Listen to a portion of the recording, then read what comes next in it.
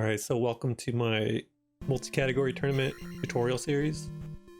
I'm just going to be going over round 1 stuff for the first couple videos. And this is 100% New Game Plus, no major glitches. So you're already going to have both your sword techniques. Make sure you make a file that has pretty much everything before you start this. You know, all the spells, all the sword techniques, so we don't have to go grab them again. So you're just going to make a mad dash to get the heart containers, the magic containers, and go play some gems. And we're going to actually utilize gem duping in Palace 1. We're going to loop Palace 1 4 times, one of the times getting the candle. That's another thing we have to get is all the items. Well, even if they're kind of useless to us.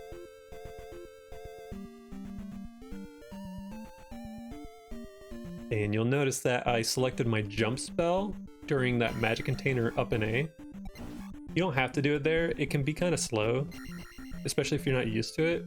But you might just want to save it till right now. You can select jump anytime before the upcoming Aikman room. But really important to note here is to try to do all your jumping and stabbing as like deliberate as possible so that you're not burning frames. We can actually set up a walk here, which I'll go over in a little small video.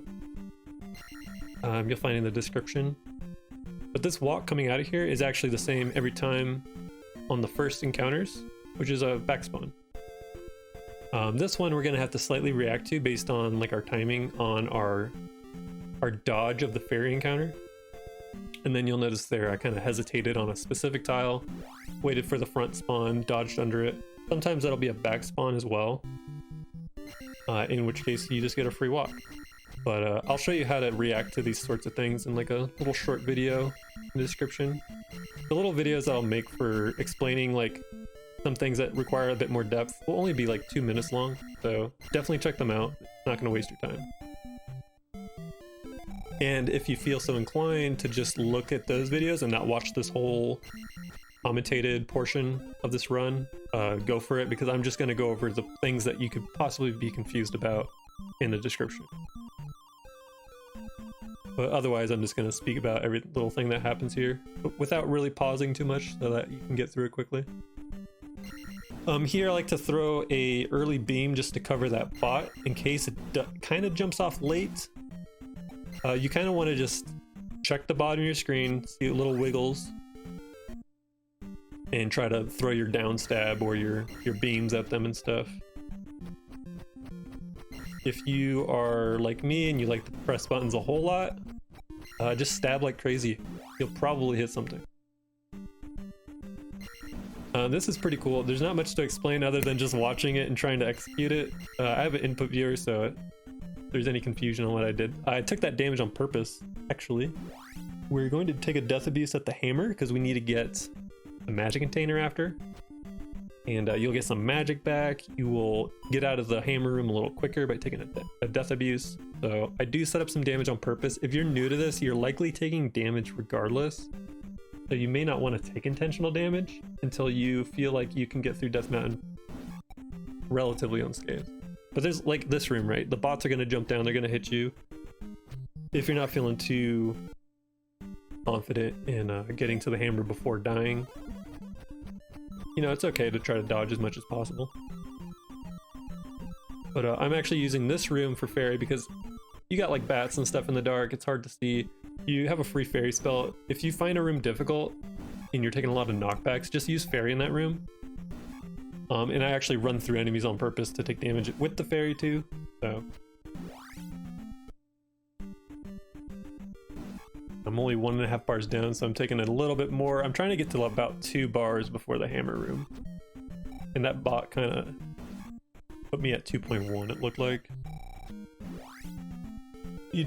Just over 2 is perfect, because there's the orange dairas that you can kind of hover through with your fairy.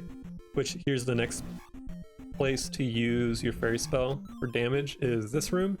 Because you don't have beams, there's no consistent way to get through these bouncing cats without getting knocked back. There are there's like 1 or 2 patterns that you can deal with, but there's no way to tell exactly which pattern you have. I'm at 1.5 bars now. That means I'm going to take damage from the orange Diarrhea with Fairy. If I was lower HP, like 1 bar or less, I would actually kill this orange Diarrhea and then Fairy. We can take a little extra damage there. Sometimes it hits you twice, just be aware of that. It can throw the axe in a little weird way there. And I didn't die perfectly. I needed like 1 HP more worth of damage, but you'll notice that I took a bulk of the damage on the axe. That's because the axe does a lot more than the base body of a Diarrhea. So if you need to take a lot of damage, stay away from the bodies of the enemies of those 2 Diarrheas and just take axe damage.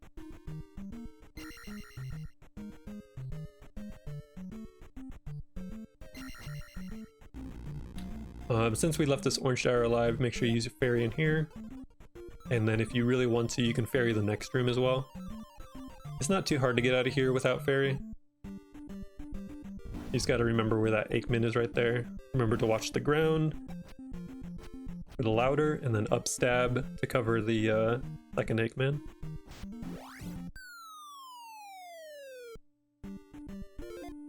And we're already on Fairy, so we're gonna keep Fairy in our selected queue and Up+A out of there.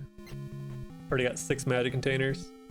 Can cast Fairy twice, plus use like jump spell magic and stuff. This walk is pretty precision based, so I'm gonna have an explanation video for this as well. But you'll notice the path I took was very deliberate. Maybe you didn't notice that, but it is very deliberate.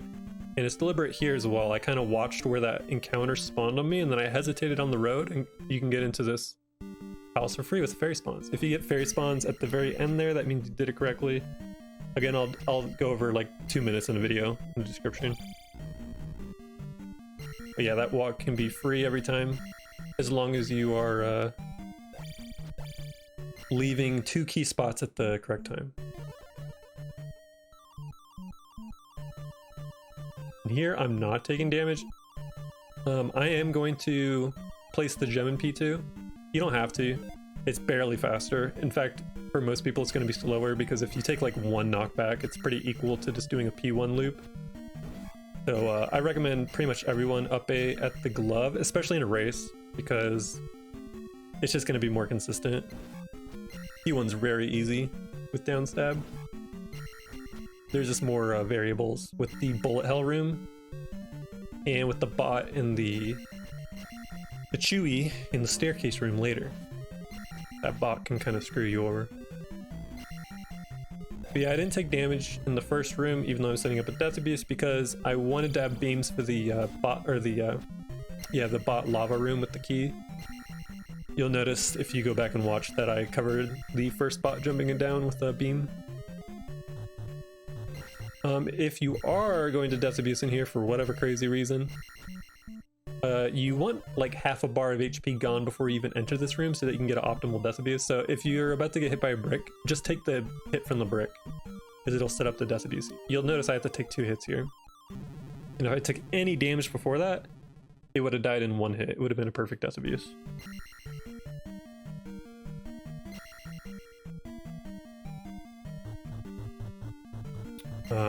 Now is a good time, if you are going to do this, to keep beams, because you want to beam for that bot coming up with the Chewy, the guy that throws hammers.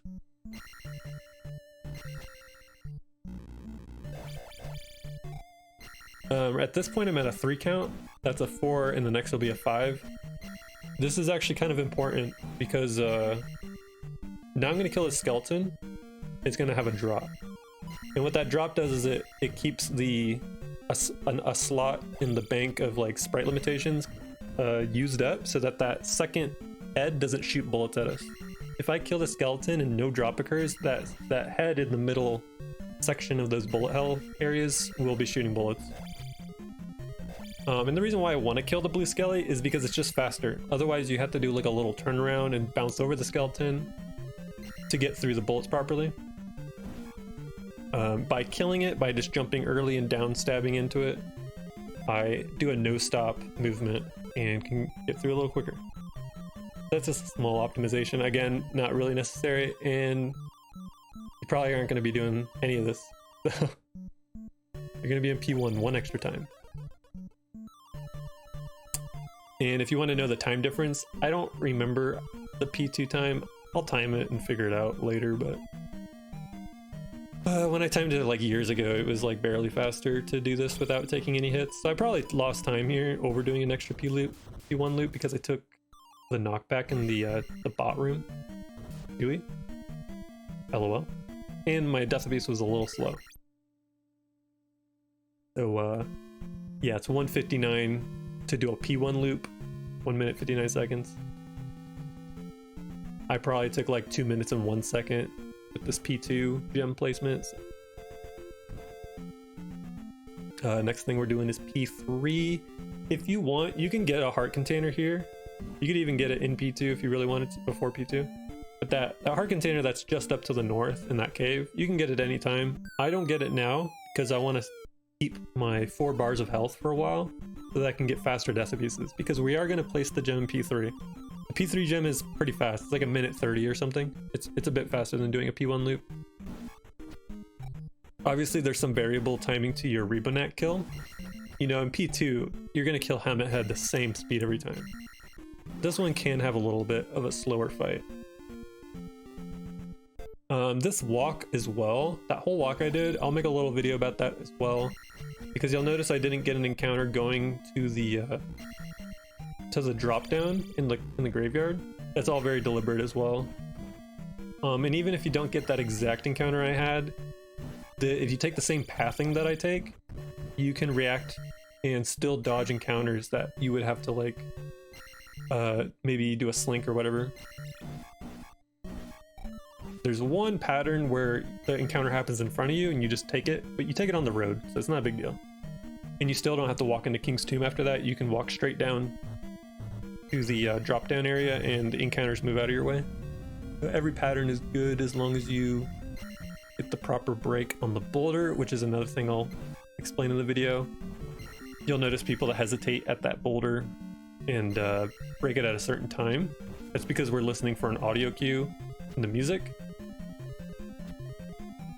And it guarantees a back spawn every time at the boulder. So nothing too special here. You notice I did grab the key. It's because we're going to unlock this door here. We have to come back through it. So by unlocking it now, it saves us magic. You could ferry that door right now, but then you would have to grab this key to unlock the next door. And then you would have to ferry that door on the way back. And we have 2 more doors to unlock, so it's actually vital that you get that first key in the palace.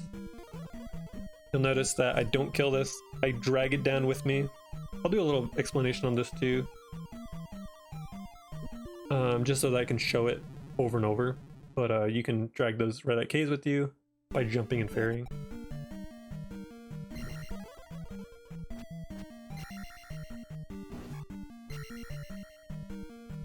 So you grab this key on the way back. So you can unlock this door.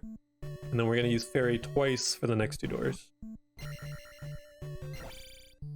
You don't need to check for a red jar there. I was very bored. I was just seeing if I could stab that.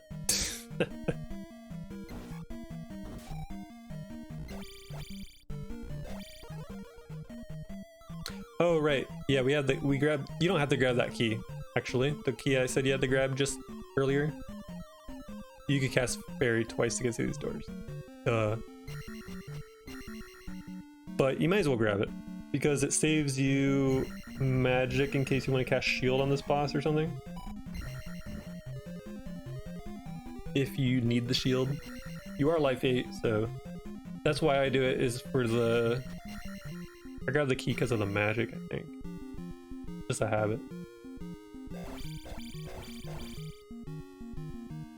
And just set up whatever little ambush kill you want there. You don't really need to do the corner strat, you have so much. Yeah. Normally, if we needed to save magic for like a refill at the gem, it would be really nice to save that magic.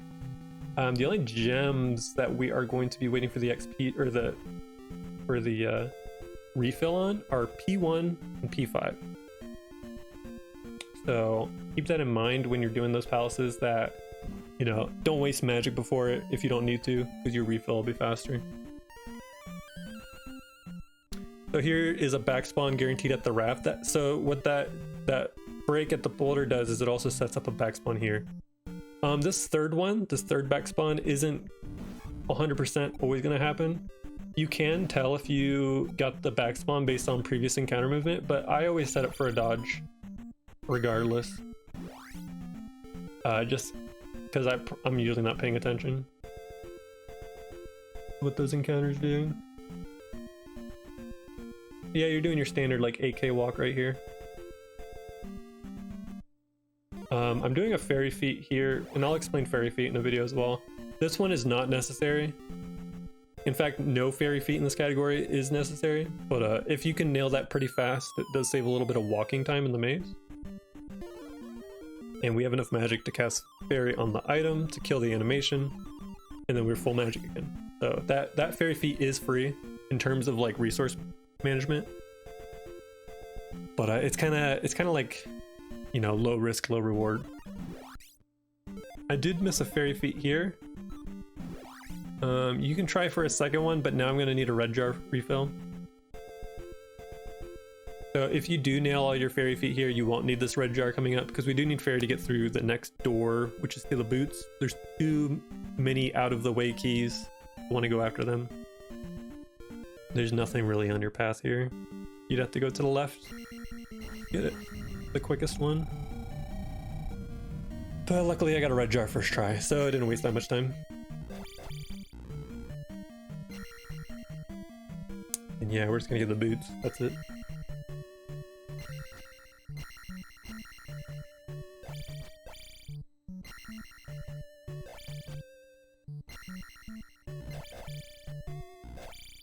You can set up a ceiling walk here. That's like the only optimization you can really make within the palace.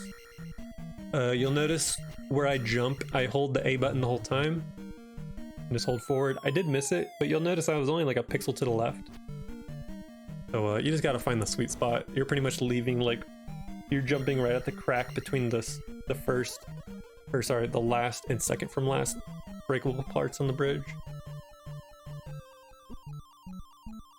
It's pretty there's no secret to it. It's just self-explanatory. Just jump and hold your jump button as long as you can so you get a full jump.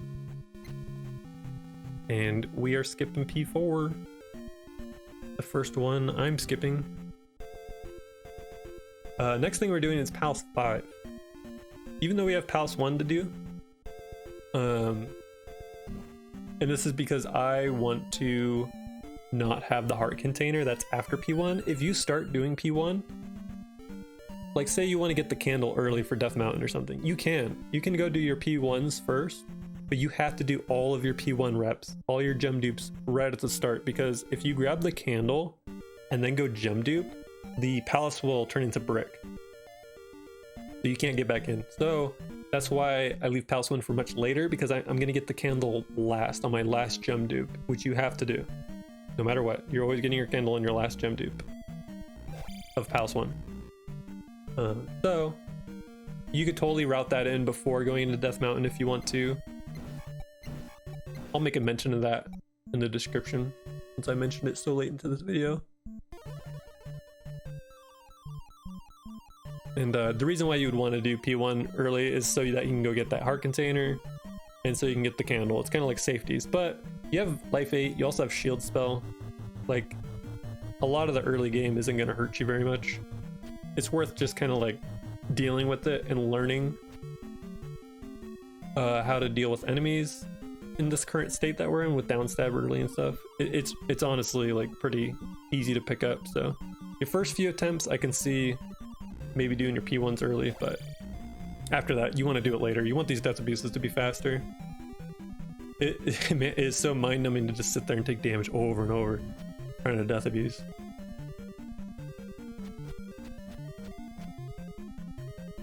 But yeah, that's why I left P1 for later, is because I want to have 4 heart containers in here, because we are placing this gem. We're going to place this gem and then go to New Kasuto after, because we have a walk set up, right? We can actually utilize the old river dance that people used to do, which is a really easy walk to execute. It's kind of reliant on RNG though, which is luck. Pure luck. But I'll talk about that when we get to it. These knockbacks you're seeing that I'm taking, like, I didn't need to grab the blue jar or do anything like that. It was just accidental. We're not getting this key. Don't need it. We have a lot of magic. But you'll notice my health is pretty low already, which is good. Not bad. It means my death abuse can be faster at the item. But this is one of those palaces where I would not mess around and take a lot of damage early because, man, there is a lot of damage you can accidentally take in this palace. The Magos randomly spawning. We do have one more room with Magos. 2 more, including this one, actually. So I wouldn't worry about taking early damage if you're not feeling too safe doing it. But I'm doing this in a PB attempt, so that's why I'm trying to be fast. But you'll notice I'm taking mandatory damage in here anyways. I'm at 1.5 bars. That means I'm going to take like 1 hit from the orange IK. Maybe I kill it here. Nah, just take 1. And don't bait it with you because you don't want him to come over with you and accidentally take damage off him. And then, yeah, this blue IK does almost a full bar of damage there to you.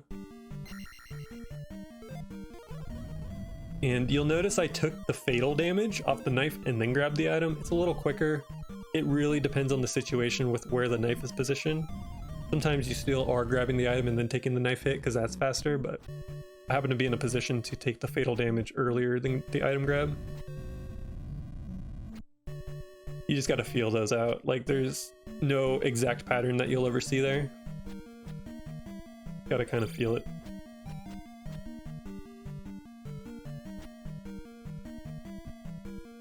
First bubble you can just walk under. Second one we'll have to either duck under or crouch or down stab over. If you're gonna duck under it because of a weird Mago spawn or something, you have to like duck really late. Like once Link is kind of under the bubble, you just tap down for a quarter second and then hold left again. I think you hold left the whole time, really. But yeah, we're firing this door, grabbing the jar here. You should be able to get a free life cast if you need it during that refill, mind you. Like, don't do it after. You would have enough magic to do it after, but then you would have like no magic for the boss. And then you get a free shield cast. I don't cast shield because I have life 8. Uma doesn't hurt as much as like you would see in an all keys run. But definitely cast shield here. Like, the shield cast is free. Unless you take no damage, and then in which case the refill is just longer at the gym. But shield is 16 magic, that's 1 bar. It's kind of worth just staying alive, to be honest. Requeue your fairy spell here during that fanfare sound, like the music playing, because the menu there doesn't pause time during the fanfare. It pauses like the global timer in the game, but it doesn't pause like the fanfare section of that gem placement. So you don't lose any time by pausing the menu during that sound. So I take 1 extra step here. I just take it up there in the water because it's fun. It's what people used to do back in the day. You can take it anywhere. If you take a step here, it's not a big deal. You're gonna dip down in the grass right there and then go straight down to this river monster. Do everything as fast as possible in your movement out here in the overworld, so that you don't get like on a spawn that's too fast for you. And then yeah, you just wait for that dodge. Sometimes it's not going to work. That's why river dance kind of sucks in an all keys run. But we don't get to really utilize going into Firetown. It would be slower. And also that the Firetown walk is a little harder to execute. That one is just like free, right? Because you just kind of walk. You don't do any dodging of much sort. You don't have to think about it too much. I got unlucky here. You'll see I got surrounded. But ideally, if that first encounter kind of doesn't come your way, you can wait for the second spawn and then go through the opening that they give you. So you kind of like hesitate, wait for them to move in a little bit on you, and then you go through. If it's a back spawn on the bottom, you go to the top. Like anything like that. Super simple. You can use fire spell if it makes you feel like you can get through those tektites faster. I don't have candle here, so they are a little harder to see. So I like fire instead of jump or fairy. Mostly because fairy costs magic. I want to have some magic coming into this. You'll notice that I'm getting the magic container first in this situation because I didn't get a red jar refill in the tektite cave. I'm gonna get my refill from this magic container, so I can still fairy it and grab it, and then I'm out of here. And we're gonna have full magic. So now I can cast spell and fairy on the next 2 items, and I'll only be down 3 bars. I think spell is only 8 at this level. It's something low. It's either 8 or 6. And then that magic that we have left over, you can just utilize it to get through the tektite room again and do whatever you need to in P6. You're going to need jump spell at least once in P6, but we can actually use jump spell several times to make the jumps in P6 really easy. Yeah, it's 1 full bar, 16 magic spell. We'll be down 3.5 bars here. I mean, you don't even have to bury this item if you don't want to. You want to just keep your magic, it's up to you. Like 2 to 3 seconds for a hoist, not very much. And refilling your magic is also like 2 to 3 seconds depending on how quickly you do your inputs on her. So, either or.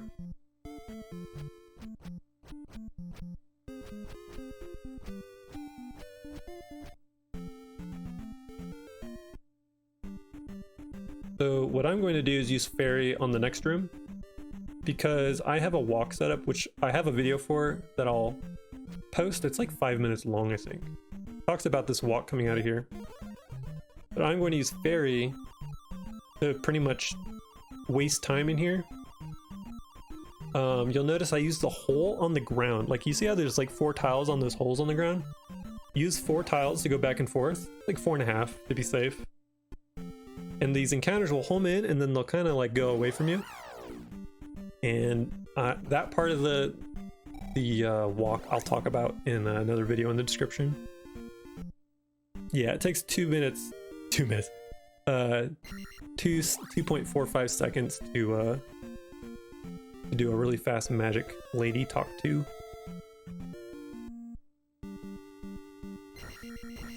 Oh, I got a free red jar here, I forgot. You don't need to check for the red jar, but if you really want to, if you get a free one, go for it. If you don't get the red jar here, just ignore it. Don't try to go for more.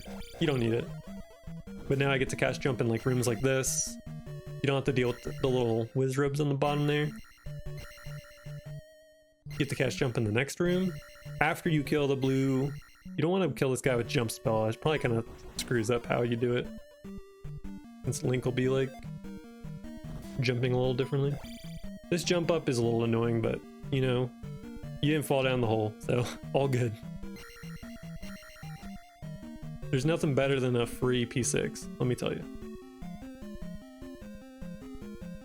The next room, you could fairy if you wanted. If you're full magic here, you could fairy this if you really wanted to, but I used jump.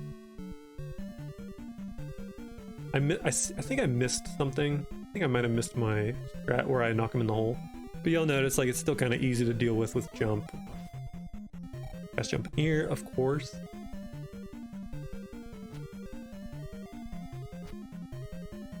I go up through the bricks here because of that little whiz rope spawn. It's a little quicker. You would have more time lingering trying to go through the bottom since you have jump spell cast.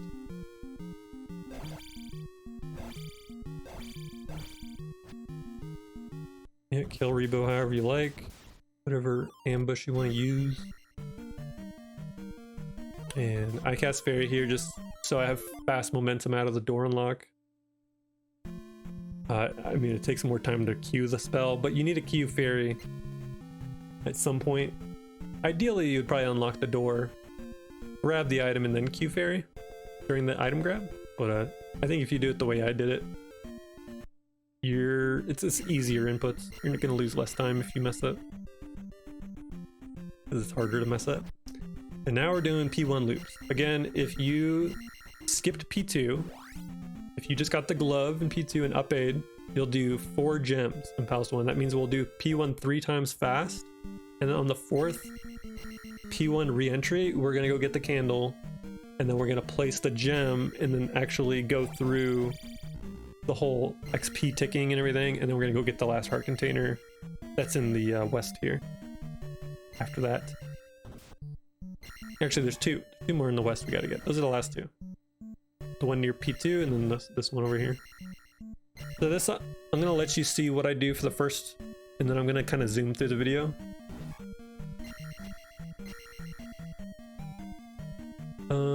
There's nothing really to it. You just kind of move through it without fairy. We do have 1 fairy cast we can use for free because it's already queued up. So whatever room you have the most difficulty with, use fairy. I think for most people, the most difficult one to just perfectly move through is going to be the last one here. So that's where I would use fairy.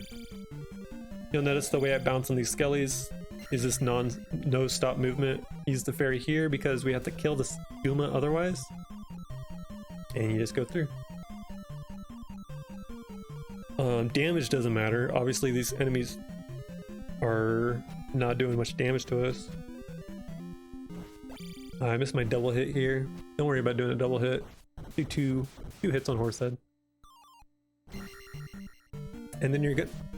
Obviously we've been up-Aing as soon as possible, but very specifically here, you gotta up-A before the gem reaches the top. That's the way the gem duping technique works, is that when you touch the gem to the statue, the gem leaves your inventory, and then once it hits the top, the game decides that the palace has a gem in it. There's a bit more to that, especially considering the fact that if you grab the candle and then touch the gem barely to the statue and up-A, it will brick over. But it doesn't really matter. For our purposes, we just need to make sure the gem doesn't go to the top. So I'm gonna skip ahead. I think this is the one where we get candle. Okay, we're going down. So I just walk into the elevator and hold down. This gives us the spawn where they're kind of lower, these bubbles. So we're gonna rising crouch, throw beams at them. Like in all keys, if you've ever been able to get to this room with beams, that's how it looks usually.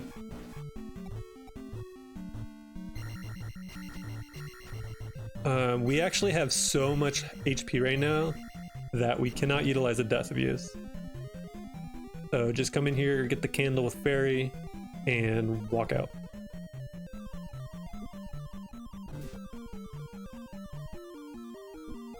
Like, the damage you're taking doesn't matter.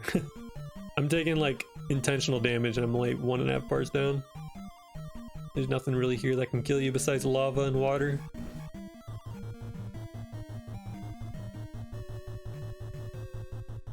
Ideally, you would have beams actually coming back through here.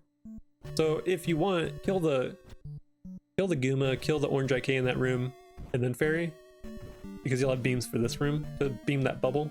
But you'll notice without beams that you just gotta like falling crouch stab at it. So probably better to show it without the beam so you know what to do. But with the beam, it's you just kind of line it up, throw the beam back at you at any point when the bubble's coming.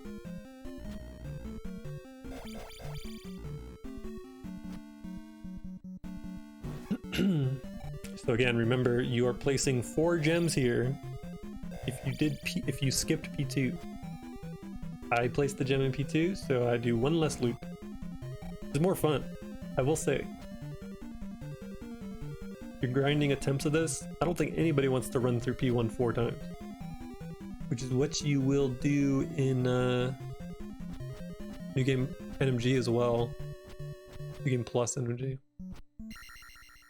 Pretty much have similar routing in terms of palaces. Except for P5s after the P1s. Alright, so we queued our fairy spell during the fanfare music so we didn't lose time. I'll walk down here to the water, dodge, go left and then down. What I did wrong there is I went too slow. That encounter moved immediately. So something really safe that you can do is as soon as the spawn happens, hit the pause button. If they were moving fast, then you need to dodge fast. If they were moving slow, you need to wait like a half second and then dodge. And then we're gonna fairy feet that and grab the heart, get out of there before the level up happens. And then right now I'm getting my last heart container.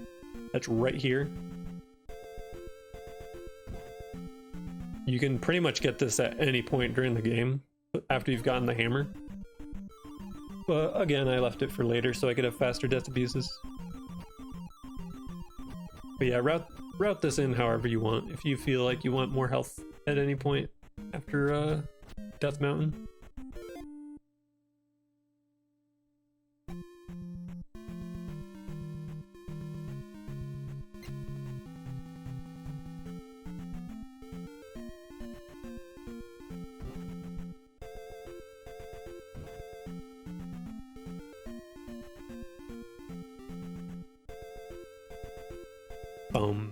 So if you want to know the audio cue, it's that last note in that like section of music.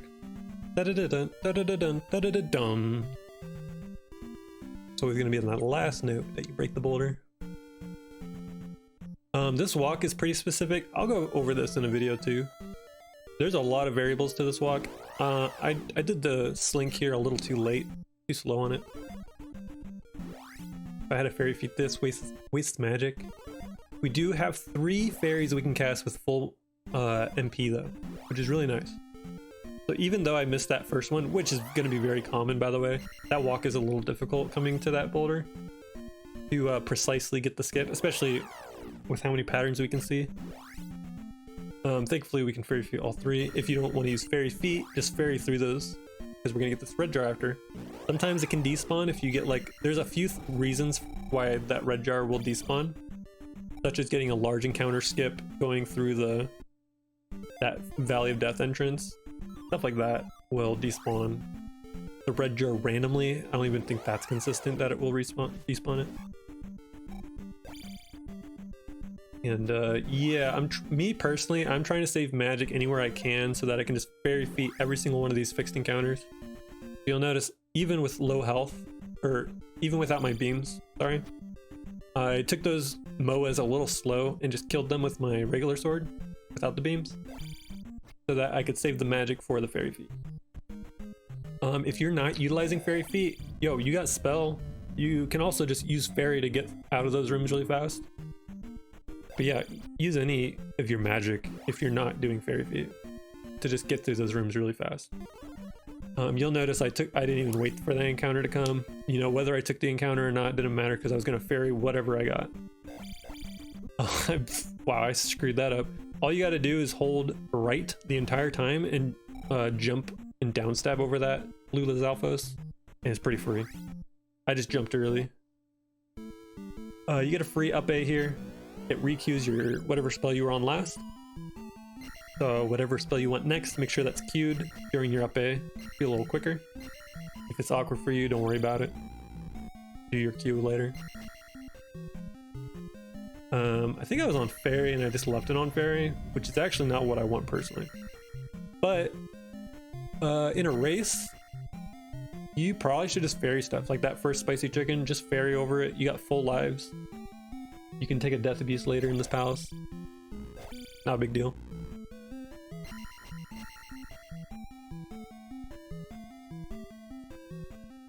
Ideally, what I want to do is get through this palace without using any magic besides jump spell, so that I don't have to take a death abuse, because we don't have like a magic refill from a level up like we do in all keys. I'm just trying to minimally use magic.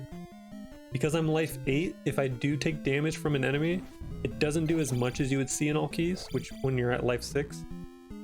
But things still hit pretty hard no matter what. Like these heads will do a full bar of damage. So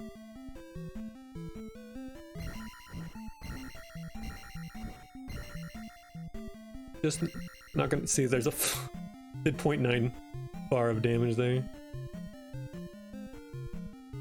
But yeah, you take more in all keys, so you should be pretty comfortable with this amount of life at this point.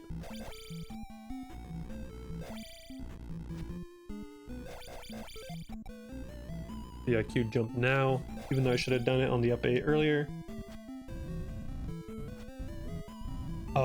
my stab just barely missed. So I like to stab check I call it stab checking.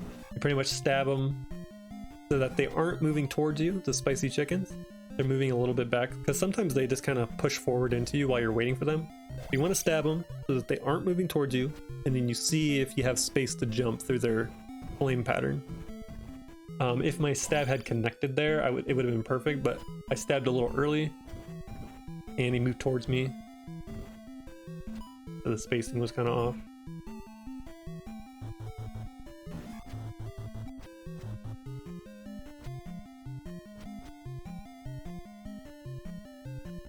But yeah, nothing crazy here. This is pretty much all what you would see in all keys. Gonna be no differences.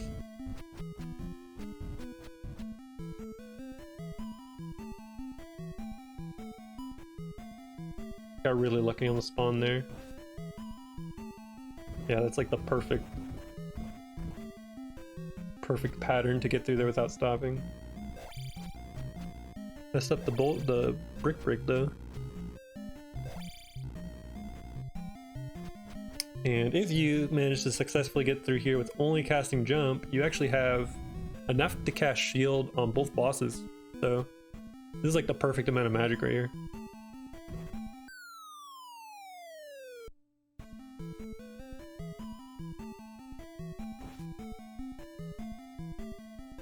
I have some enemy quick kill strats for T-Bird and Dark Link, and I'll just throw those in the description as well. But otherwise, you know, fight them however you would fight them in all keys. Same strats.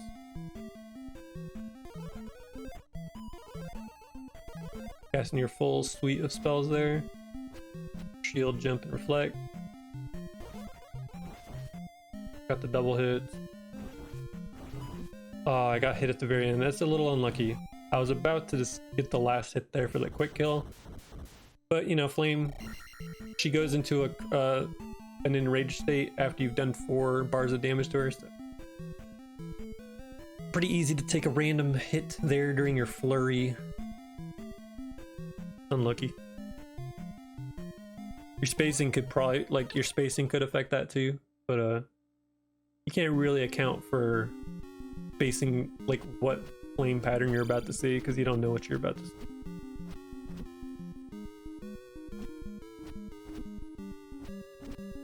It looks like I got the, yeah, I got the full quick kill for Dark Link. Sometimes Dark Link gets a little off pattern. Sometimes if you might do nothing wrong. Maybe you just like were off by like a millisecond on something. Nothing you can really control. And Dark Link will get out of pattern. I do go over that in my Dark Link quick kill video. Show like a scuffed kill. Because you can all, like the jumping and stabbing, you can do that all visually. It doesn't have to be like exactly like that. You can totally react and do the jump hits still. But yeah, in the Discord, make sure you ask any questions. In the tournament channel, that's where I'm gonna probably be looking for stuff. And me or someone else who has ran an NMG category will probably help you out. So, thanks for watching.